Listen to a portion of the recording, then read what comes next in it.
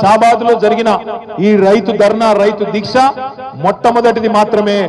రేవంత్ రెడ్డి ప్రభుత్వానికి మేము చేసే విజ్ఞప్తి, 26 జనవరి నుంచి నువ్వే చెప్పినావు 15,000 అనే మాట, బరాబర్ 15,000 ఇయ్యాలి. కౌలు రైతులకు కూడా ఇస్తా అని చెప్పినావు. 22 లక్షల మంది కౌలు రైతులకు నేను రైతు బంధు వేస్తా అని చెప్పినావు. భూ యజమానులకు అలాగిస్తా, కౌలు రైతులకు అలాగిస్తా అని నువ్వే చెప్పినావు. మాట నిలబెట్టుకోవాలి. కౌలుదారులకు కూడా నువ్వు చెప్పినట్టు 15,000 ఇయ్యాలి. అదే విధంగా నువ్వు ఇంకో మాట ఇచ్చినావు, భూమి జాగా లేనోళ్లకు రైతు కూలీలకు నెలకు 1000 రూపాయల చొప్పున సంవత్సరానికి 12,000 ఇస్తా అని చెప్పినావు. బరాబర్ రైతు కూలీలకు కూడా 12,000 రూపాయలు ఇచ్చి తీరాలి. రైతు కూలీలకు ఇయ్యాలి, కౌలు రైతులకు ఇయ్యాలి, భూ యజమానులకు ఇయ్యాలి. ఆ రోజు రేవంత్ రెడ్డి ఒక డైలాగ్ కొట్టిండు, 2 పంటలకు కాదు 3 పంటలకు ఇయ్యాలన్నాడు. 2 పంటలకు కాదు 3 పంటలకు రైతు బంధు ఇయ్యాలన్నాడు.